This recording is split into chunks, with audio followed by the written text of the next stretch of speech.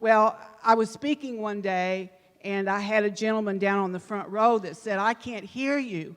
And a guy in the back said that, and a guy on the front row says, "Well, I can, and I'll gladly trade places with you." So hopefully it won't be that way today.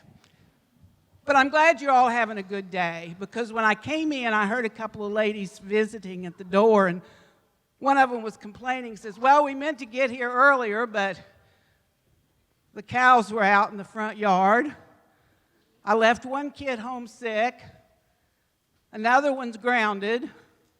I couldn't find my black shoes. And you think I'm having a good day?" Well, when I left yesterday, I had heifers in my front yard and hot wires strung everywhere, but I just drove on by. Because life happens, and we just have to learn to bounce. You know, when I was a little girl, well, I was never little. When I was a young girl, my grandmother used to always say, "Life's a bumpy road."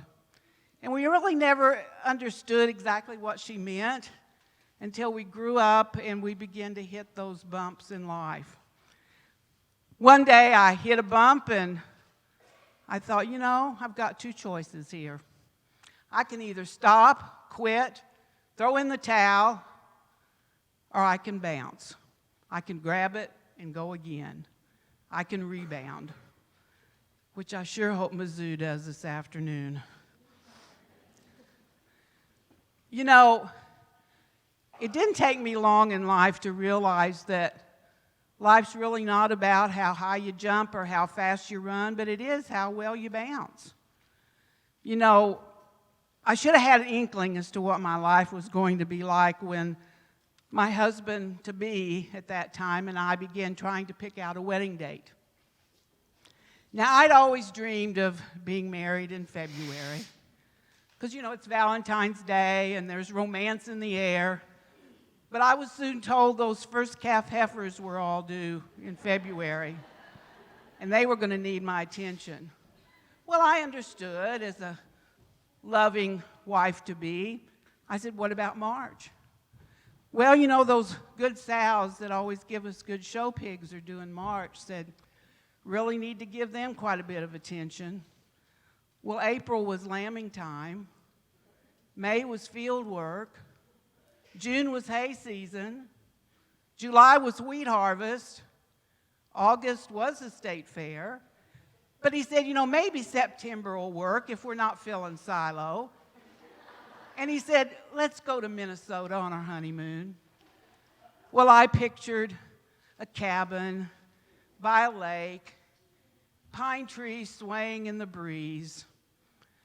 Well, anybody in this room that knows anything about the pork industry knows that one of the largest hog shows and sales in Minnesota in September. And that's where we went on our honeymoon, and we even bought a boar. But, you know, I was in love, and I wanted to learn.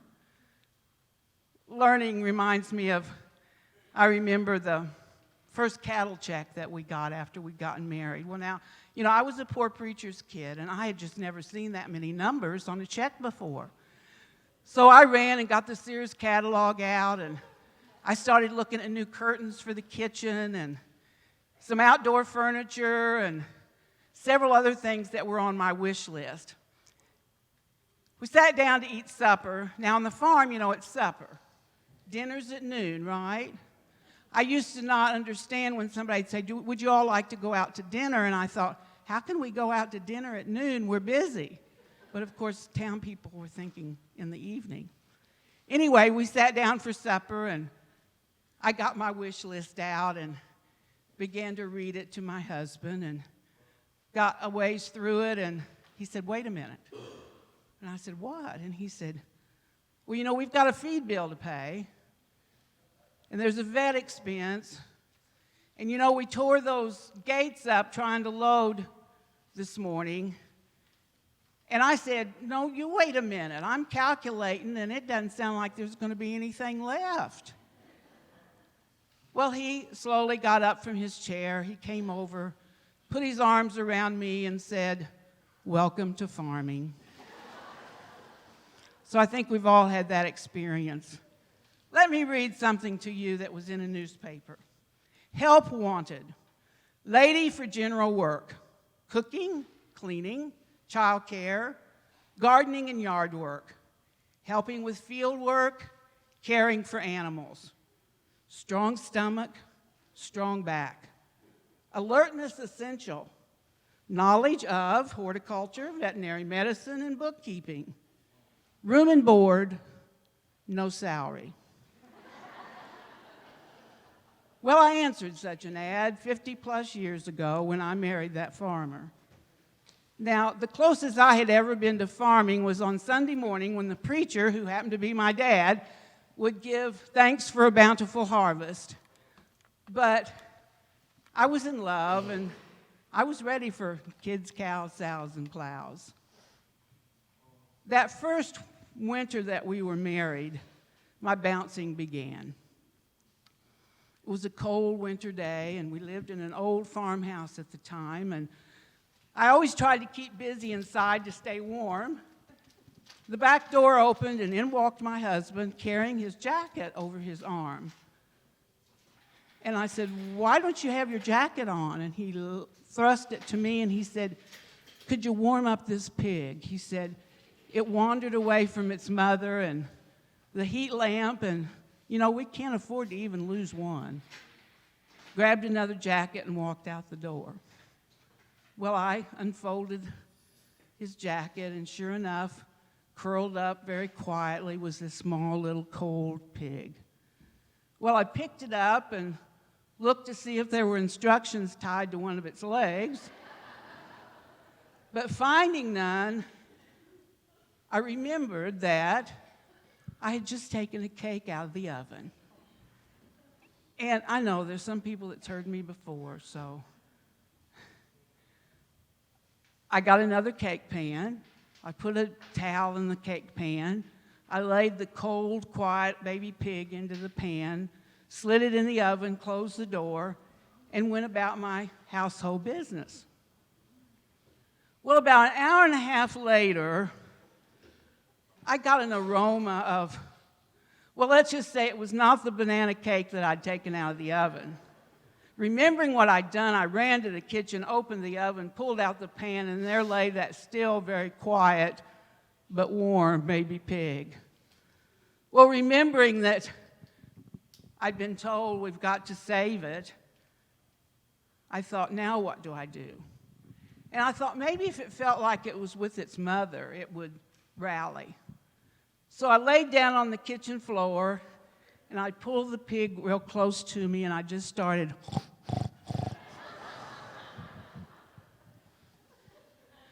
Well, you know that feeling you get sometimes when you think somebody's looking at you? Well, I got that feeling, and I glanced over my shoulder, and looking in the back door was my husband and a feed salesman. Now, I jumped up, ran to the other room to try to save my thoughts, left the pig laying, wondering, I'm sure, what kind of world he'd been brought into. But there's always good news and bad news, and of course the bad news is we didn't save the pig. But the good news is we never saw that feed salesman again either. So sometimes there's a positive that comes out of humiliating experiences. One spring we were slow getting crops in, and I just put the kids on the bus and was enjoying that little bit of quiet time before the back door opens and says, "Honey, do you have a minute?" which lasts till the bus comes at 3:30 in the afternoon. I said, "What do you need?" "Well, just wondered if you could disc today. We're running behind and we need the extra help." And I said, "Well, I've never really disked by myself before." And he says, "It'll be fine. Easiest job on the farm. I'll make a couple of rounds with you and you'll be fine." So I changed my clothes and went out to the field and rode a couple of rounds with him. And I said, "I think I've got it." And he says, "Okay, now if you have any trouble, you just come to the next field and get me because I'm going to be planting." He jumps off the tractor. I move over into the driver's seat, turn up the radio, Born Free's playing. Not a cloud in the sky, birds flying overhead. You could smell the aroma of that freshly turned soil, and I'm thinking, this is my calling. Well, I made about 4 rounds, and I noticed a truck coming into my field.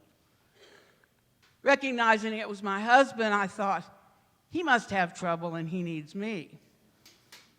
Well, he jumps out of the truck and starts the hand signal situation. Now, that's a whole nother program I can do. It finally dawns on me he wants me to stop. So I do. He gets in the truck, drives over to where I am, and he says, "Do you ever look behind you?" So I did. And in the disc were about 4 fence posts and about a half a mile of woven wire. Now, one of these posts had worked itself up into the hydraulic hose that was attached to the tractor, and there was just black oil spewing to the sky. And I look at him, and he looks at me, and he said, "So what do you think?" Well, it was a little tense, and I thought maybe it was time for a little softening up, and I said, "It looks to me like I may have struck oil."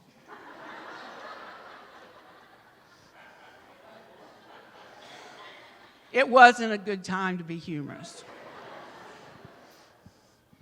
Well, I get off the tractor and start trying to, well, you know how us women are, we want to fix things, and so I started pulling at the post, and he says, "Leave it alone, don't touch anything." He says, "I'm going after the hired man, he's got to see this to believe it."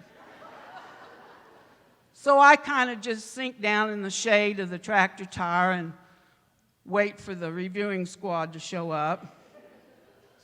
He circles around and he comes back over and he said, "I take it back." And that made me feel better, and I said, "Well, thank you." He says, "No, I mean, not everybody can disc." So that year I was released from duties in the field. But you know, I figured it out that anything that has wheels or whiskers, you're going to have trouble with it. Excuse me, guys. You know, we had a club in our little town. They never had a farm member before, and they invited me to join their club. So I was excited, and I went to the first meeting, and that was the meeting that they were planning the next year's programs. And all they could talk about was, we want to have a meeting in the country where it's quiet and serene, and the air is clean and fresh. And I wasn't sure what farm they'd visited, but I knew it wasn't ours. But anyway, I agreed to host a meeting in April. Well, I worked for weeks getting ready. You know, I cleaned the windowsill over the sink of all the syringes and put them in a box and took out all the medicine, pig medicine, out of the refrigerator and moved it downstairs and cleaned up all the lamb's tails that the dogs had dragged to the back door. And the evening came, and I'd gone to the other room to change my clothes, and I hear from the kitchen, "Mom, Molly's having kittens, and the dogs won't leave her alone." Well, I holler back, "Put her somewhere where she can't be bothered," and go out back to the machine shed. That's where we always sent our kids when we were having girl meetings. Well, our program began, and the program happened to be on how to beat stress. And I hear psst, psst from the kitchen. And I look, and it's my husband motioning for me to come. So I excused myself, go into the kitchen, and he said, "I've got a heifer in the barn trying to calve, really having trouble. Can you help me?" And I said, "Call the vet." And he said, "Well, I did, and he's on another call." And I says, "Go get the neighbor." And he says, "Nobody's home." I said, "Use the kids." And he says, "They're too little." And after a long pause, he says, "You're all I've got." So I excused myself from the meeting, and I told the other hostess, I said, "Now, if I'm not back in time to serve refreshments, don't use the milk that's in the quart jar. That's for the 2 lambs that are in the basement in a box. Be careful with the coffee pot. I broke it last time it went to the field. And I started out across the backyard to the barn, stuffing my skirt into my coveralls. And on the way, my husband says, we got to save it. It's a black bull and a good one. Well, we get to the barn, and sure enough, this heifer's having terrible problems. All I can see are two little hooves and a swollen tongue. And I'm thinking now, how do you tell from two little hooves and a swollen tongue that it's a black bull and a good one? But I didn't think now was the time to ask. So I said, where are the pullers? Well, got left at the other farm when we had trouble over there. But I got an idea, which is always scary coming from a farmer, and I want to say a man sometimes. I said, what's that? Well, he says, we're going to take this chain, and we're going to put that chain on those little hooves, take it out the barn door, hook it on the tractor, and when she goes back into a contraction and pushes, you'll take off, we'll get that calf out of there, and you can get back to your meeting. Ooh, sounds like some of you all have done this. So that's what we did. We put that chain on those two little hooves and took it out the door of the barn, put it around the tow bar on the tractor. I get on the tractor. I heard something. I took out. The next thing I heard, I turned around just in time to see the cow come out the side wall of the barn. The walls fell in, the roof fell in, and I said, whoa, not go, with a few rural adjectives thrown in. Well, I got off the tractor and just walked past everything. I began to learn to keep my mouth shut once in a while. Went on to the house. The meeting was over and everyone had gone home. I checked and the kids were in bed asleep. And as I walked into the kitchen, I heard the two lambs in the basement, of course, wanting a bottle. So I went over to the refrigerator to get the milk out, and all of our dishes that we'd had refreshments on were piled up on the counter, and there was a note leaning up against the dishes. So I walked over, and the note said, would have put dishes in dishwasher, but didn't know what to do with mother cat and kittens. I opened the dishwasher door, pulled out the bottom rack, and there on a pillow was Molly and 3 new baby kittens. Well, the good news is we saved the cow, and we saved the calf, and it was black, but it was a heifer. We got a new machine shed built, but I never had to host another meeting for club. But you just bounce when things happen. You could call it quits, and maybe sometimes it would have been better if I had, but you just bounce when those things happen. Now, having kids on the farm is a whole other experience, isn't it? Your bouncing really changes. We had started when our son was about 4 years old. Whenever we would have a decision to make about buying a new implement or some ground or livestock, we always sat down at the kitchen table and talked about it, and we started including him at those little meetings. So we'd had such a meeting. The next morning, he and his dad went into town, and they went into the bank, and, well, we live in a town of, well, the population sign says 5,500, but 2,000 of them can't get out. We have a state prison in our town. So it's really 3,500. So everybody knows everybody's business. So they were in the bank, and one of the tellers leans down to Rick, and she says, I understand you're going to have a new baby at your house. Says, do you want a little brother or a little sister? Rick looked up and he says, well, we had a family meeting last night, and he says, Dad and I really want a new manure spreader. So you kind of have to be cautious about how you involve your children in your activities. I had a brother-in-law and sister-in-law that still butchered on the farm, and so that was a big ordeal, and we all almost made it a holiday whenever we had a butchering day. And we had butchered, and The next day, that morning, after the kids had left for school, the phone rang, and it was the school principal. She says, "Are you coming to town today?" And I says, "Well, do I need to?" She says, "Well, if you do, would you come into my office and pick up the brown paper sack sitting right inside the door? We just didn't feel like pig eyes from butchering day were appropriate for show and tell." That was back before backpacks, so if we saw a brown paper sack going out the door, we had to do a check on it. I was sharing with someone about if I was going to pick up kids at school rather than ride the bus, they'd always say, "What are you going to drive when you come after us? If it's the farm truck, park at the back of the parking lot, we'll find you. Don't get in the line." But then the kids always want to come home on the farm to have fun. So they finally figured that out and that it was okay. Our son was very musical in school. In his senior year, the last concert of the year, of course, they always acknowledge the seniors. And so that morning he says, "Now don't be late because they'll introduce us seniors at the first of the concert." And I said, "Well, we'll try. Your dad has jury duty today, so I don't know if he'll be able to make it." So the day went forward, and it got to be closer to time for the concert, and I could see that his dad wasn't going to get home in time, and he had taken the car to the courthouse. Now, this was back in days when you had one car and one truck. Not everybody. Some days, if our grandkids are there, it looks like a used car lot at our house. But that was back with one car, one truck, and he'd taken the car.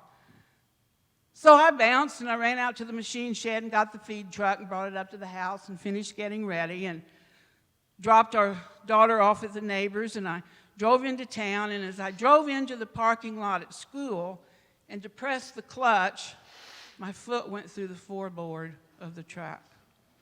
Well, I steered it into a parking place and turned it off, and I pulled and I pulled, and I got my foot out of the floorboard, but my shoe was stuck.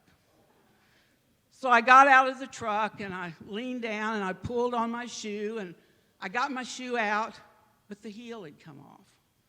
And this was back when, it was going to be pretty evident I had on a heelless shoe if I went into that concert. Looked at my watch, wasn't time to go home and change shoes. So I began to look around in the truck for either duct tape or baling wire or something to get that heel on that shoe so I could get into the concert. Well, I didn't find any of that, but when I raised the back seat forward, there was a pair of rubber gum boots stuck behind the seat.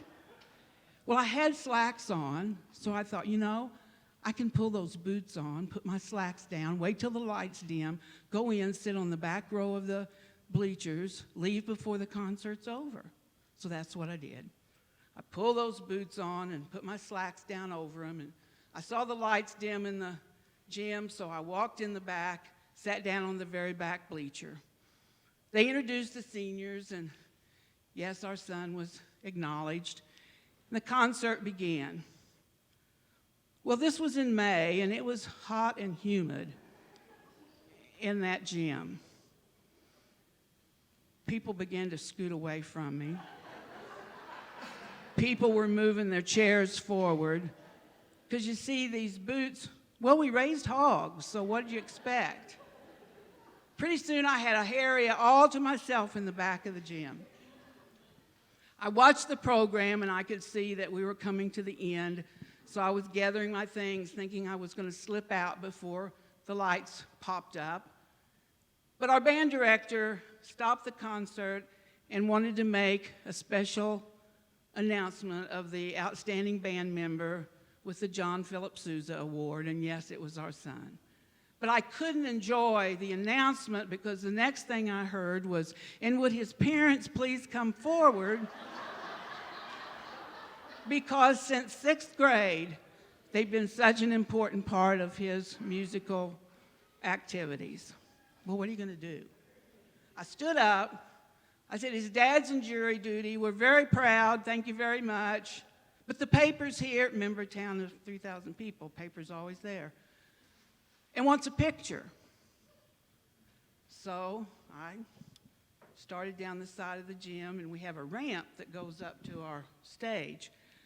I don't know how many of you all have had senior 17-year-old boys before, but I started up that ramp, and he looked down, and he goes, "No, Mom, no." But I walked out on the stage, gave him a hug. I'm pretty sure that I was much prouder of him that night than he was of me. But he must have gotten to our small newspaper, because the next week the picture was in the paper, but it was just from here up. So we made it. But there's just always something to bounce about when you live on the farm. Now, grandkids are a whole nother story, and I don't know if you've got 3 hours or not, but now I'll start with my grandchildren. No, it was funny. One night, my grandkids were going to stay all night, and at the time, my grandson was just about 4, and he was in getting ready for bed, and I was putting cream on my face. And he stood, and he looked, and he says, "Grandma, what you doing?" I says, "Oh, just trying to be young and beautiful." And so then I took a tissue, and began to wipe the cream off, and he looked, and he says, "Well, Grandma, did you give up?" So you never know what they're going to say. I picked our granddaughter up one day from school, and we were going to the grocery store, and she just kept staring at me, and I said, "Taylor, what are you looking at?" And he said, "Can I ask you a question?" And I said, "Sure." And she said, "How old are you?" Well, at the time, I'd take this year now, but at the time I said, 60 and holding. She kept looking at me, and I said, "Now what?" And she said, "Well, how old would you be if you let go?" So they're always thinking, aren't they? But they make for wonderful memories. Over all of these experiences, I have sort of put together what I call the 4 P's to prosper. And it's being proud, being positive, being patient, and being persistent. When I say being proud, it reminds me of when our daughter was about 5. We were serving a political picnic in our town. We were part of the pork producers. And we had this little lady in town that went to everything. She carried the paper with the calendar with a rubber band around her purse so she wouldn't miss anything. She walks up to our daughter and she says, "Now, is your family Democrat or Republican?" And Melanie looks up and she says, "Nope, we're pork producers," and says, "You wouldn't be eaten if it wasn't for us." She was proud of what we did for a living. And I say that so much to farm groups about, be proud of what you do. We feed, we clothe, and now we're fueling the world. And so many times, especially to women, I'll hear them say, "Oh, I'm just a farm wife. Oh, I just go after parts. Oh, I just take the meal to the field." But if that link broke in that chain, we'd have problems. So be proud of whatever it is that you do.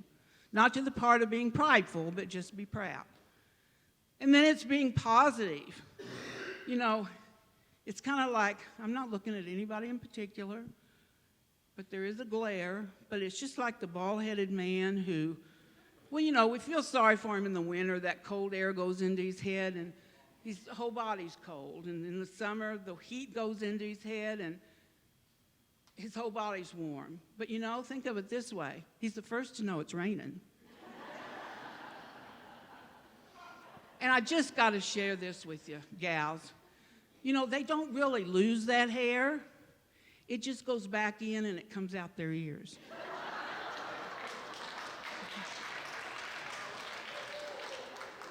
The man that used to use Head and Shoulders now uses Mop and Glow.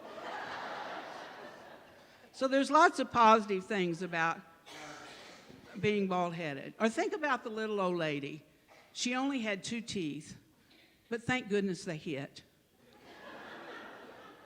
So in this negative world, there's always positive things. And then to be patient. Thank goodness my husband was. Technology has really made us an impatient society. We have fax machines, minute rice, instant tea, microwaves. The list goes on and on. as to things that we can do in a hurry, or we procrastinate. But I think everybody here probably agrees with me when I say things worth having are worth waiting for. You know, I can get on my soapbox and my 17-year-old granddaughter will say, "Here we go again." But life's worth waiting for a lot of things. Although I did hear a woman one day say, "Boy, I wished I'd done," and named off many things that she had done, wish she had done when she was younger. And I said, "You know what? If you've got a heartbeat, you've got a reason. If you've got a pulse, you got a purpose. So go out there and do those things. Just do it." That's what's on that one HG program. Just do it. And then being persistent. Now, my husband calls it nagging. I call it being persistent. And if you do it the first time, we wouldn't have to keep being persistent about it. But anyway, that's another story. Our kids had a ag teacher by the name of Bill Malroy. He'll be 98 next week and still drives a pickup truck in town. He had the habit of every day of the freshman year, he would have each student go up, reach up as far as he could, and make his initials. A couple of weeks later, he'd have them do that same exercise, and they could always reach higher. Now, granted, some of those boys had probably grown, but they stretched and they pushed and they were persistent about it and they reached higher. And that's what we kind of have to do in our lives. I know you farmers are saying, "Hey, I've stretched just about as far as I can stretch," but you're still here and you're all here being a part of this activity. When our kids grew up, they'd always come back and they'd say, "You know, I stretched today, Mom. I did something that I didn't think I could do." So they always remembered that. My dad had the habit of every time I left the house to go to an activity, he'd say, "Now, go do better than your best." And I think, why can't he just say, "Go do your best"? Because your best is easy. When you get to your best, you stop.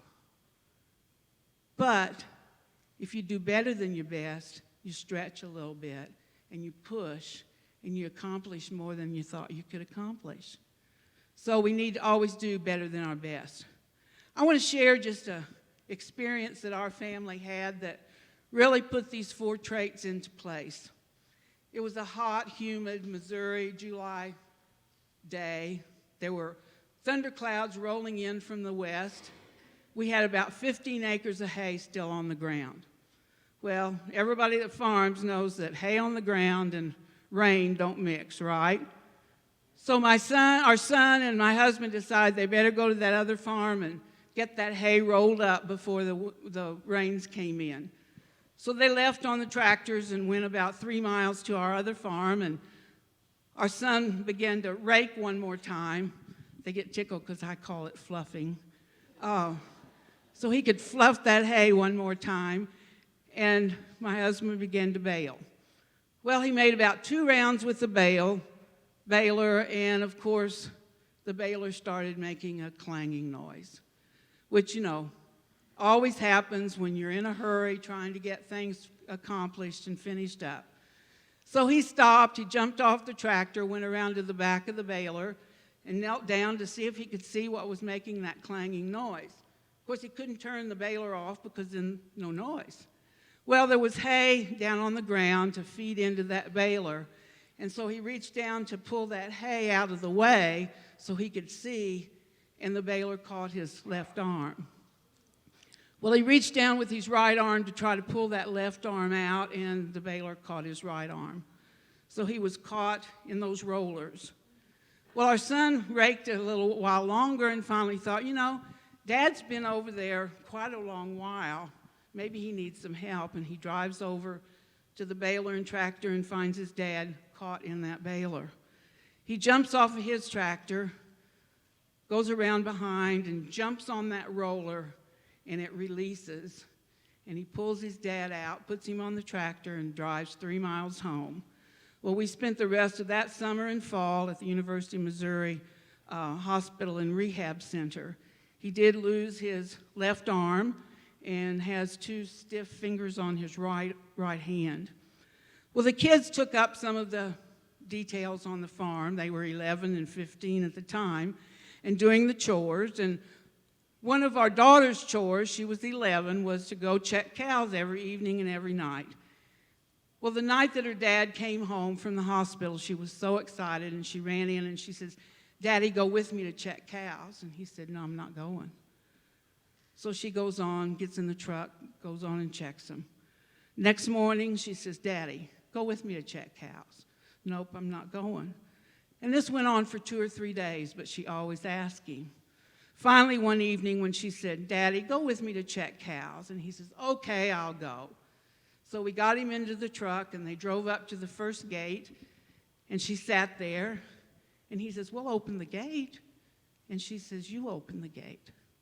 And he says, "Well, I can't." She says, "Now, Daddy, you have always told us never to say I can't. You got to try." So he gets out of the truck, goes to the gate, fumbles the wire, gets the gate open. She drives through. He closes the gate and puts the wire back on it.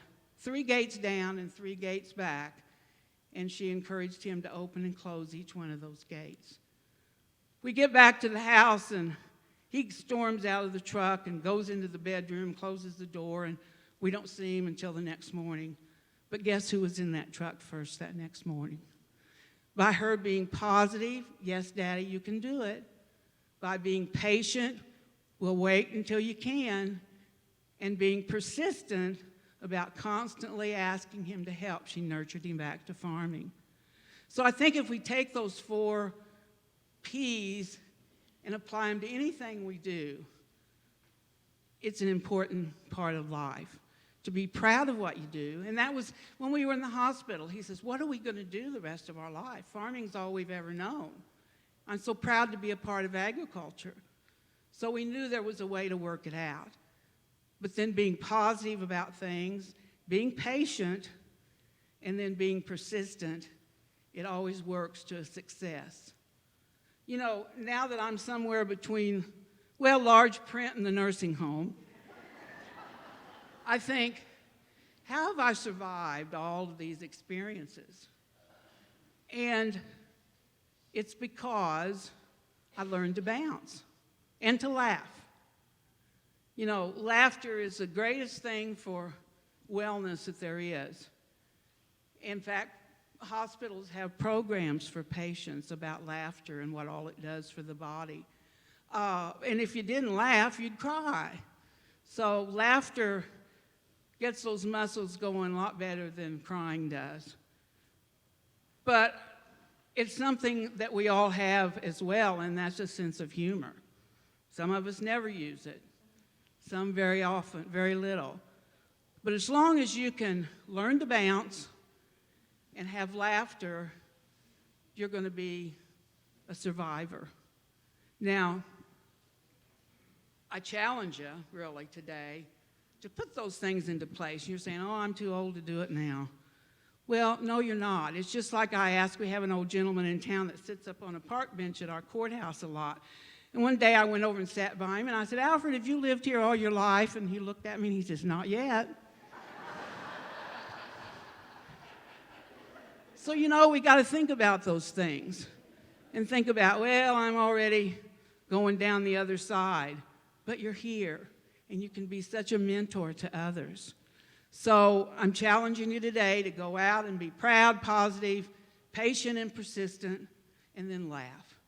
Because, you know, it's really, life is like riding a bicycle. You don't fall off unless you stop pedaling.